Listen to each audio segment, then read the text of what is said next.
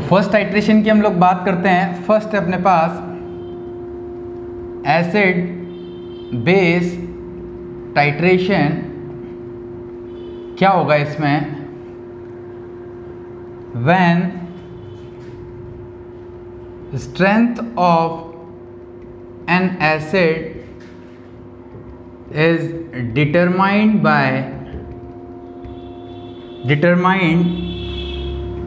with the help of base and vice versa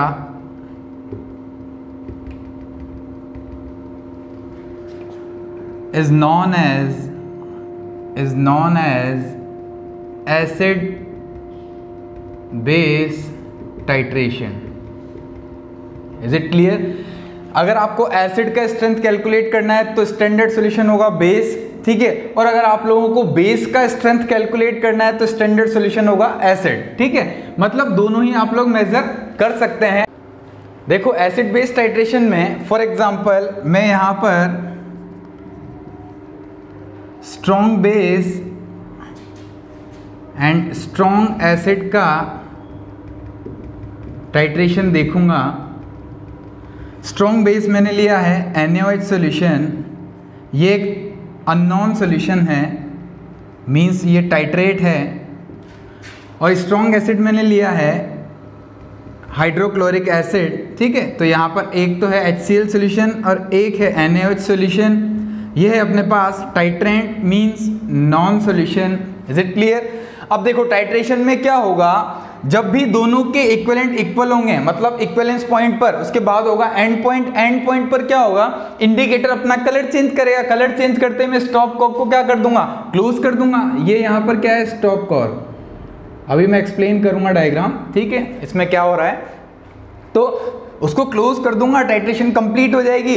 जब titration complete होगी तो क्या होगा, N1V1 किसके इक्वल हो जाएगा, N2V2। N2V2 क्या है, मिली इक्विवेलेंट ऑफ टाइट्रेंट, और ये क्या हो जाएगा अपने पास, मिली इक्विवेलेंट ऑफ NaOH सॉल्यूशन। तो NaOH सॉल्यूशन के मिली इक्विवेलेंट HCl के मिली इक्विवेलेंट के इक्वल हो जाएंगे। यहाँ पर न्यूट्रलाइजेशन रिएक्शन होगी, उसके जस्ट बाद क्या होगा, तो ये सब मैं एक्सप्लेन करता हूँ। देखो इस तरह का आपके पास इक्विपमेंट होगा। इक्विपमेंट में क्या होगा, ये होगा अपने पास ब्यूरेट, ठीक है। ब्यूरेट के अंदर हम लोग क्या लेंगे, अननोन सॉल्यूशन, ठीक है। अननोन सॉल्यूशन हम लोग यहाँ पर लेंगे। अननोन सॉल्यूशन का मतलब क्या है, जिसकी नॉर्मेलिटी भी आप लोगों को पता ना हो और वॉल्यूम भी आप लोगों को पता ना हो। लेकिन मैं जब टाइट्रेशन करूंगा तो वॉल्यूम तो मैं मेजर कर सकता हूं ब्यूरेट के थ्रू। ब्यूरेट पर रीडिंग लगी होती है, ठीक है। इसको रीड करके मैं ऑब्जर्व कर सकता हूं कि कितना वॉल्यूम इसका कंज्यूम हुआ। जब टाइट्रेशन कंप्लीट होगी तो इसका वॉल्यूम मैं मेजर कर सकता हूं। और जो नॉन सॉल्यूशन है N2V2, इसके जो मिली इक्विवेलेंट है, तो मतलब नॉन सॉल्यूशन की नॉर्मेलिटी भी मुझे पता है, वॉल्यूम भी मुझे पता है। तो इसकी नॉर्मेलिटी वॉल्यूम मुझे पता है, इसका वॉल्यूम मैं मेजर कर लूंगा टाइट्रेशन में। तो मैं क्या कैलकुलेट कर सकता हूं, normality. N1 is equal to क्या हो जाएगा, N2V2 अपॉन V1। तो यहां से क्या आ जाएगा, नॉर्मेलिटी। नॉर्मेलिटी से मैं क्या निकाल सकता हूं, अमाउंट भी निकाल सकता हूं, स्ट्रेंथ कैलकुलेट कर सकता हूं। Is it clear? देखो इस डायग्राम को एक्सप्लेन करता हूं। ये है कि स्टैंड, स्टैंड से क्या कनेक्ट होगा अपने पास, ब्यूरेट, ठीक है। ये ट्रांसपेरेंट ग्लास होगा और यहाँ पर इस तरह से रीडिंग लगी होती है। यहाँ पर मैं क्या लूंगा, अननोन सॉल्यूशन। मैंने क्या लिया, अननोन सॉल्यूशन में NaOH सॉल्यूशन। क्यों? क्योंकि मैं एसिड बेस टाइट्रेशन जो देख रहा हूँ वो कौन सी है, वो किस किस के बीच में, स्ट्रॉन्ग बेस और स्ट्रॉन्ग एसिड।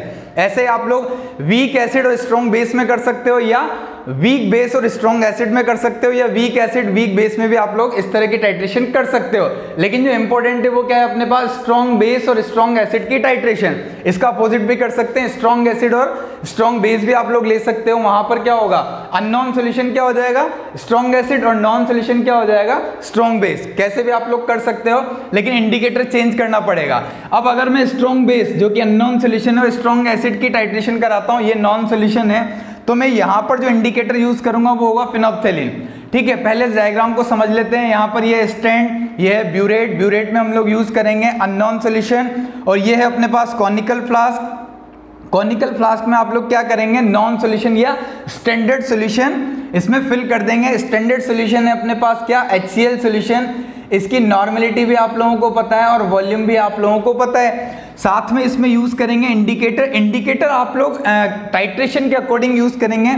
मैं यहाँ पर जो इंडिकेटर यूज कर रहा हूँ वो है फिनोप्थेलिन। फिनोप्थेलिन की जो पीएच रेंज होती है वो आप लोगों को पता है 8.3 to 10, ठीक है। ये पीएच रेंज मुझे काम आने वाली है कब, जब मैं टाइट्रेशन करूंगा। अब देखो टाइट्रेशन में क्या होगा, मैं ड्रॉप वाइज, ये स्टॉप कॉर्क, ठीक है, स्टॉप कॉर्क को जैसे वॉल होता है ना अपने नल के यहाँ पर, उसी तरह से इसको जैसे धीरे से मैं ओपन करूंगा।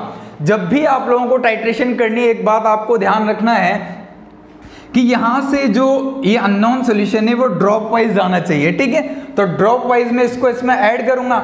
जैसे जैसे मैं इसको ऐड करता जाऊंगा न्यूट्रलाइजेशन रिएक्शन होना स्टार्ट हो जाएगी।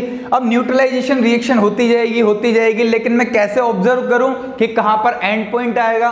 तो देखो जैसे ही एंड पॉइंट आएगा इंडिकेटर अपना कलर चेंज करेगा, वहीं पर मैं स्टॉप कॉर्क को क्लोज कर दूंगा और ये जो अपनी टाइट्रेशन है वो कंप्लीट हो जाएगी। एंड पॉइंट का क्या मतलब है, N1V1 is equal to N2V2। मुझे कैलकुलेट क्या करना है, N1 मतलब ऐसा मान लो अननोन सॉल्यूशन की नॉर्मेलिटी। वॉल्यूम मैंने मेजर किया, कैसे मेजर किया, जितना वॉल्यूम मान लेते हैं मैंने इसमें यहाँ पर 100 ml अननोन सॉल्यूशन लिया और यहाँ पर धीरे धीरे ये कितना, अभी कितना रिमेनिंग है 60 ml। इट मीन्स कितना कंज्यूम हुआ, तो 40 ml यहाँ पर ये कंज्यूम हुआ। तो 40 ml कंज्यूम हुआ, इस तरह से मैं मान लेता हूँ ये यहाँ तक आ गया इसका लेवल, ठीक है। 40 ml ये कंज्यूम हो गया और 40 ml यहाँ पर इंक्रीज हो जाएगा। तो ये इस तरह से अब यहाँ पर ये कलर चेंज हुआ। जैसे कलर चेंज होगा, कलर कौन सा चेंज होगा, पिंक कलर आ जाएगा। पिंक कलर आते मैं यहाँ पर इसको क्लोज कर दूंगा। उस कंडीशन पर N1V1 is equal to N2V2 होगा न्यूट्रलाइजेशन के केस में, ठीक है। अब यहां से मैं N1 कैलकुलेट कर सकता हूं। N1 is equal to N2V2 upon V1। V1 कौन है, V1 अननोन सॉल्यूशन का वॉल्यूम है जो मैंने यहां से मेजर किया। 100 ml आप लोगों ने लिया था, कंज्यूम कितना हुआ 40 ml, क्योंकि रिमेनिंग अभी कितना है 60 ml। तो 40 ml कंज्यूम हुआ किसका, अननोन सॉल्यूशन का। अननोन की नॉर्मेलिटी कैलकुलेट करनी है, नोन के बारे में आपको सब कुछ पता है, ठीक है। तो इस तरह से आप लोग यहां पर क्या कैलकुलेट कर सकते हैं, अननोन सॉल्यूशन की नॉर्मेलिटी। Is it clear. ये है अपने पास एसिड बेस टाइट्रेशन, क्लियर, ठीक है। कर्व फॉर, अब मैं नेक्स्ट बात कर रहा हूं, curve for strong acid and strong base. In curve से भी क्वेश्चन पूछे जाते हैं। कर्व कैसे प्लॉट करना है, कर्व जो हम लोग प्लॉट करेंगे वो होगा पीएच कर्व, जो है वो हम लोग प्लॉट करेंगे between pH and volume of NaOH। इसके बीच में हम लोग कर्व प्लॉट करेंगे। कर्व कैसे आएगा, तो देखो थोड़े टाइम के लिए मान लेता हूं कि मैंने सब कुछ कैलकुलेट कर लिया है और NaOH की जो नॉर्मेलिटी आई है वो नॉर्मेलिटी कितनी आई है, मतलब N2 0.1 आ गई है। वॉल्यूम अभी हम लोग देखेंगे किस तरह से मेजर करना है। कॉनिकल फ्लास्क में एक नॉन सोल्यूशन था, नॉन सोल्यूशन अपने पास HCl का है। मान लेते हैं इसकी जो नॉर्मेलिटी है वो है 0.1, मतलब N1 कितना है 0.1। इसमें जो मैंने वॉल्यूम लिया है वो लिया है 50 ml। Is it clear. तो ये आप लोगों को पता है। इसकी नॉर्मेलिटी मैंने मान लेते हैं थोड़े टाइम के लिए कि मैंने कैलकुलेट कर ली है, ठीक है। मैं ओवरऑल ये बताना चाह रहा हूं कि किस तरह से जब NaOH इसमें ऐड होगा तो क्या क्या चेंजेस आएंगे पीएच में और कर्व किस तरह से प्लॉट किया जाएगा पीएच और वॉल्यूम के बीच में। पीएच किसकी, ये जो कॉनिकल फ्लास्क में अपने पास HCl का नॉन सोल्यूशन है, इसकी पीएच चेंज होगी। क्यों चेंज होगी, क्योंकि ये HCl है एसिडिक, इसमें ये एसिड है और इसमें आप बेस ऐड करेंगे तो किस तरह से धीरे धीरे आपको इसके पीएच में चेंज दिखाई देगा, वो चेंज किस तरह से आएगा वो सब हम लोग डिस्कस करेंगे अभी कर्व के अंदर। अब देखो इसका वॉल्यूम में कैसे कैलकुलेट करूंगा, तो फिलहाल मान लेता हूं यहां पर देखो इसकी नॉर्मेलिटी कितनी है 0.1। तो अभी मैंने कोई वॉल्यूम ऐड नहीं किया है, तो जब वॉल्यूम कितना है 0, मतलब यहां पर HCl सॉल्यूशन अभी प्योर है, तो इस कंडीशन पर इसकी नॉर्मेलिटी कितनी हो जाएगी 0.1 और पीएच कितनी रहेगी 1। मतलब स्टार्टिंग में जब मैं HCl सॉल्यूशन ले रहा हूं तो इसकी नॉर्मेलिटी कितनी है 0.1 नॉर्मेलिटी का HCl है, मतलब इसकी पीएच कितनी रहेगी 1। अब थोड़े टाइम के लिए मैं क्या करता हूं, जैसे टाइट्रेशन को स्टार्ट करता हूं, मान लेते हैं मैंने 10 ml इसमें ऐड किया। कितना ml ऐड किया 10 ml। जैसे ही 10 ml ऐड करूंगा तो 10 ml यहां पर इंक्रीज होगा। अब देखो होगा क्या कि जैसे आप लोग 10 ml को ऐड करेंगे, 10 ml ऐड करने से होगा क्या कि 50 ml था पहले मेरे पास 0.1 नॉर्मेलिटी का। अब मैं जैसे ही 10 ml ऐड कर रहा हूं तो होगा क्या, ये न्यूट्रलाइजेशन रिएक्शन होगी किसके थ्रू, 0.1 नॉर्मेलिटी के NaOH और इसका 10 ml, ठीक है। ये क्या कर देगा, ये माइनस हो जाएगा और डिवाइड बाय क्या होगा, टोटल वॉल्यूम। मैंने आप लोगों को बताया था जब मैंने नॉर्मेलिटी बताया था, क्या हो जाएगा, N2 जिसकी क्वांटिटी ज़्यादा होगी वो प्लस में होगा, तो यहाँ पर क्या हो जाएगा N1, ये V1 होगा, sorry, N1 V1 minus N2 V2 is equal to NR, resultant solution की नॉर्मेलिटी डिवाइड बाय VR, ठीक है, टोटल वॉल्यूम। अब देखो अपने पास कॉनिकल फ्लास्क में क्या है, 50 ml 0.1 नॉर्मेलिटी का, मैंने 10 ml ऐड किया है 0.1 नॉर्मेलिटी का बेस, इसलिए मैं माइनस कर रहा हूँ। एसिड होता तो प्लस करता, ठीक है। तो यहाँ पर मैंने बेस ऐड किया इतना, तो देखो इतने मिली इक्विवेलेंट जो हैं, इसके इतने ही मिली इक्विवेलेंट को क्या कर देंगे, न्यूट्रलाइज, और डिवाइड बाय क्या होगा, टोटल वॉल्यूम। तो 50 प्लस 10 कितना हो जाएगा, 60 ml। तो यहाँ से जब आप लोग रिजल्टेंट सोल्यूशन की नॉर्मेलिटी कैलकुलेट करोगे और उसके थ्रू जब आप लोग पीएच निकालोगे, देखो कैलकुलेट करते हैं कितना आ जाएगा, 5 माइनस 1 डिवाइड बाय 60, मतलब 4 डिवाइड बाय 60, ये अपने पास रिजल्टेंट सोल्यूशन की नॉर्मेलिटी है। इसके थ्रू अगर आप लोग पीएच कैलकुलेट करते हैं तो पीएच आएगा अपने पास 1.18, ठीक है। तो देखो 10 ml आप लोगों ने ऐड किया, तो देखो पहले पीएच कितनी थी, 0.1, ठीक, सॉरी, पहले नॉर्मेलिटी कितनी थी, 0.1, अब नॉर्मेलिटी रिजल्टेंट सोल्यूशन की कितनी हो गई है, 4/60। कब हुई है, जब आप लोगों ने, ये देखो ये है NaOH का वॉल्यूम, वॉल्यूम ऑफ NaOH या NaOH वॉल्यूम। तो जब आप लोगों ने 10 ml ऐड किया तो रिजल्टेंट सोल्यूशन जो है उसकी नॉर्मेलिटी कितनी हो गई है, 4/60। उसी के अकॉर्डिंग अगर मैं पीएच कैलकुलेट करूंगा तो पीएच आएगा 1.18। बात समझ में आ रही है। अब मैंने 10 ml ऐड किया है तो कॉनिकल फ्लास्क में जो HCl सोल्यूशन है उसकी पीएच थोड़ी सी इंक्रीज हुई है। क्यों इंक्रीज हुई है, क्योंकि मैं बेसिक, मीडियम या बेस इसमें ऐड कर रहा हूं, न्यूट्रलाइजेशन हो रहा है, ठीक है। अब मैंने फिर से 20 ml ऐड किया, 20 ml ऐड करूंगा तो फिर से यही कैलकुलेशन करूंगा। अब क्या हो जाएगा, 50 इंटू 0.1, ये देखो NR इज इक्वल टू, जब मैं 20 ml ऐड कर रहा हूं तो क्या हो जाएगा, 20 इंटू 0.1 डिवाइड बाय 70, 50 तो पहले से ही था, 20 और ऐड करें तो वॉल्यूम टोटल कितना हो जाएगा, 70। इसके अकॉर्डिंग अगर मैं कैलकुलेट करूंगा तो देखो 20 ml पर आप लोग ऐड करोगे तो पीएच होगा 1.37। जैसे आप लोग 30 ml इसमें ऐड करेंगे तो ये हो जाएगा पीएच 1.60। 40 ml अगर आप लोग ऐड करते हैं तो ये हो जाएगा 1.96। तो देखो जैसे जैसे मैंने 40 ml तक इसमें ऐड किया है तो पीएच में चेंज बहुत थोड़ा सा आ रहा है। अब क्या होगा, जैसे ही मैं 49 ml पर जाऊंगा, 49 ml पर जाऊंगा तो यहाँ पर पीएच कितनी हो जाएगी, अपने पास पीएच हो जाएगी यहाँ पर 3। इज इट क्लियर, पीएच कितनी आ जाएगी, 3। अब देखो 49 के बाद मैं आऊंगा सीधे 50 ml पर, मतलब सिर्फ 1 ml ऐड कर रहा हूं मैं। आप लोग ध्यान से सुने मेरी बात, 49 के बाद सिर्फ 1 ml ऐड किया। अभी तक मैं 10 ml ऐड करता जा रहा हूं, लेकिन जैसे ही मैंने 49 पर ऐड किया तो 3 हो गया पीएच। 49 के बाद मैं कहां पर आया, 50 पर, मतलब सिर्फ 1 ml ऐड किया। तो देखो 1 ml ऐड करूंगा मतलब 49 में, 49 के बाद मैं क्या कर रहा हूं, 1 ml ऐड कर रहा हूं मतलब 50। तो देखो 50 पर क्या होगा, 50 इंटू 0.1, ये किसके इक्वल हो रहा है, 50 इंटू 0.1, मतलब यहाँ पर जो सोल्यूशन है वो कैसा हो चुका है, न्यूट्रल। सोल्यूशन कैसा हो चुका है, न्यूट्रल। और न्यूट्रल पर पीएच क्या हो जाएगी अपने पास, 7। Is it clear. तो देखो 49 से 50 पर गया तो पीएच कितनी हो गई, 7। आप लोग देख रहे हैं 1 ml ऐड करते ही पीएच में क्या है, ड्रास्टिक चेंज आया है। कितना चेंज आया है, ड्रास्टिक चेंज, ठीक है।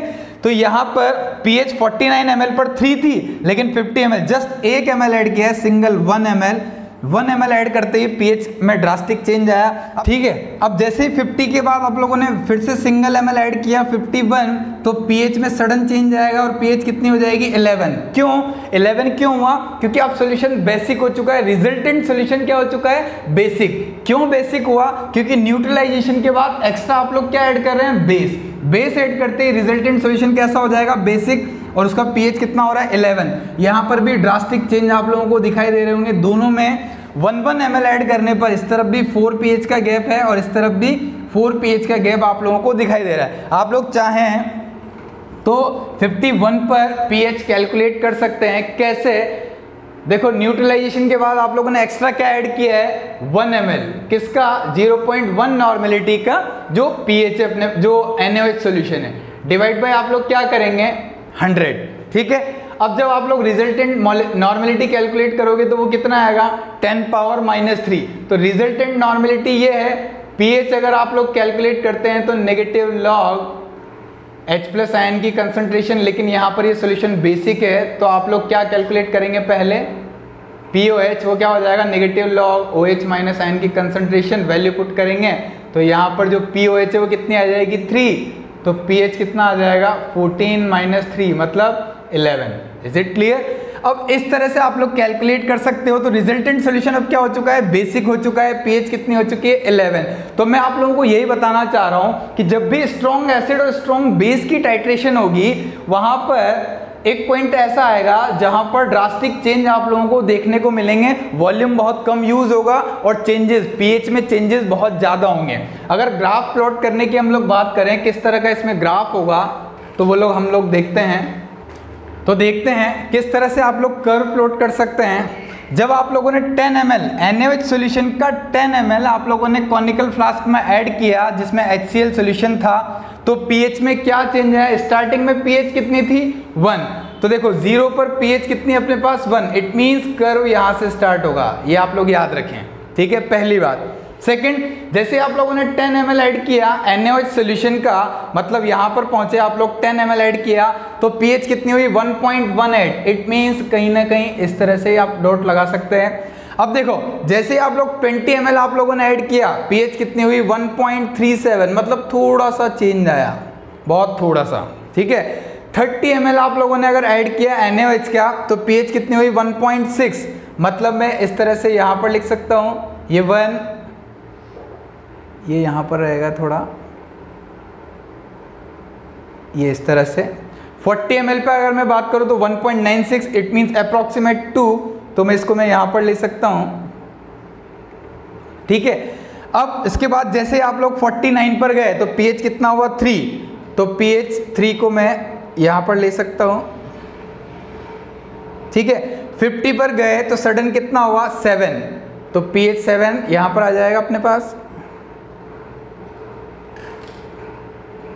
ये pH 7, ठीक है। 50 पर pH कितना हो जाएगा अपने पास 7, 51 पर pH कितना हुआ सडन 11, तो यहाँ पर भी ड्रास्टिक चेंज आप लोगों को देखने को मिला,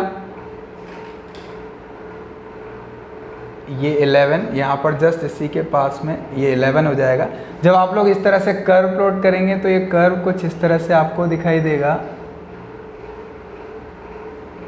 और ये कर्व कहाँ तक जाएगा, ये इस तरह से ये कर्व 13 पर जाकर pH 13 पर जाकर क्या हो जाएगा पैरेलल हो जाएगा इस तरह से। 13 पर ही क्यों हुआ? क्योंकि जो बेसिक सॉल्यूशन है उसकी जो नॉर्मलिटी है वो भी कितनी है 0.1, तो जब आप लोग POH कैलकुलेट करोगे तो वो आएगी 1 और pH कैलकुलेट करोगे तो वो आएगी 13, तो 13 से ज़्यादा ये जा नहीं सकता है। और स्टार्टिंग कहाँ से होगी 1 से, क्योंकि HCl सॉल्यूशन का जो pH था वो कितना था 1, तो यहाँ से स्टार्ट होगा और 13 मैक्सिमम है। अब अगर आप लोग यहाँ पर देखोगे देखो इस कंडीशन से 49 से अगर आप लोग देखते हो, फिर आप लोग 50 को देखते हो, फिर आप लोग 51 को देखते हैं, तो आप लोगों को ड्रास्टिक चेंज दिखाई दे रहा है। इसको बोलते हैं पॉइंट ऑफ इन्फ्लेक्शन, मतलब यहाँ पर क्या हुआ बहुत ड्रास्टिक चेंज हुए हैं। तो ये जो चेंजेस इस तरह का, ये जो स्टीपनेस है कर्व की, ये आपको कहाँ पर देखने को मिलेगी स्ट्रॉन्ग एसिड और स्ट्रॉन्ग बेस में। तो इस तरह का कर्व जो है वो सिर्फ और सिर्फ आप लोगों को कहाँ पर देखने को मिलेगा स्ट्रॉन्ग एसिड और स्ट्रॉन्ग बेस। ये जो ड्रास्टिक चेंज है ये सिर्फ आप लोगों को इसी कंडीशन में देखने को मिलेगा। इसीलिए ये कंडीशन एसिड बेस टाइट्रेशन की ये जो कंडीशन है ये बहुत इंपॉर्टेंट है। आप लोग इसको चेंज भी कर सकते हैं, स्ट्रॉन्ग बेस और स्ट्रॉन्ग एसिड भी ले सकते हो, मतलब अननोन अननोन जो है वो एसिड हो जाएगा और नॉन क्या हो जाएगा अपने पास बेस। अब देखो हुआ क्या, जो pH रेंज अपने पास वो कितनी है 8.3 to 10, इस pH रेंज में कलर चेंज होगा, ठीक है। इस pH रेंज में कलर चेंज करेगा कौन? फिनोप्थेलिन। फिनोप्थेलिन इस pH रेंज में कलर चेंज करेगा। देखो इक्विलिब्रियम कहाँ पर आ गया था 7 पर, ठीक है। इक्विवेलेंस पॉइंट कहाँ पर था 7 पर। अब जैसे ही आप लोगों ने सिंगल ड्रॉप ऐड किया 50.1, अगर मैं आप लोगों से कहूँ 51 नहीं 50.1 मतलब 0.1 ml भी अगर आप लोग ऐड करोगे तब भी pH क्या हो जाएगी 10। 51 पर 11 है लेकिन 50.1, अब 0.1 ड्रॉप तो आप लोगों को एक्स्ट्रा डालनी पड़ेगी तभी कलर चेंज होगा।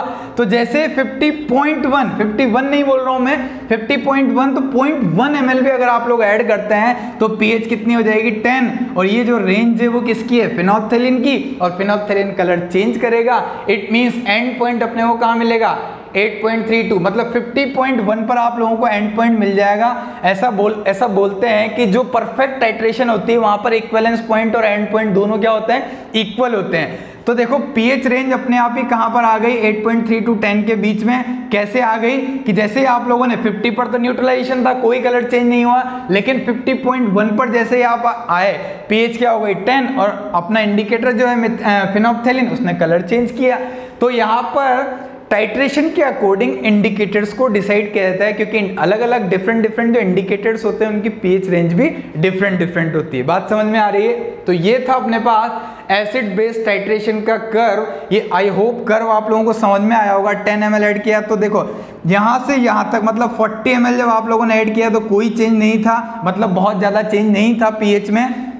लेकिन उसके बाद सडन चेंज हुए 49 से 51 ml पर। 50 से 50.1 करोगे तब भी 10 तक चला जाएगा, 51 करोगे तो 11 पर चला जाएगा। फिर धीरे धीरे फिर से क्या होगा, जो pH है उसमें फिर से कम चेंज आपको देखने को मिलेगा। सिर्फ यही पॉइंट्स ऐसे हैं जहां पर चेंज ड्रास्टिक होंगे, इनको बोलते हैं पॉइंट ऑफ इन्फ्लेक्शन। जो कर्व है उसमें स्टीपनेस आ जाएगी, शार्पनेस आ जाएगी। इसी तरह के शार्प कर्व जो हैं वो इस कंडीशन में दिखाई देते हैं। बात समझ में आ गई? आई होप आप लोगों को ये टाइट्रेशन समझ में आई होगी। अगर आप लोगों को आज का वीडियो अच्छा लगा है तो वीडियो को लाइक करें, हमारे चैनल को सब्सक्राइब करें।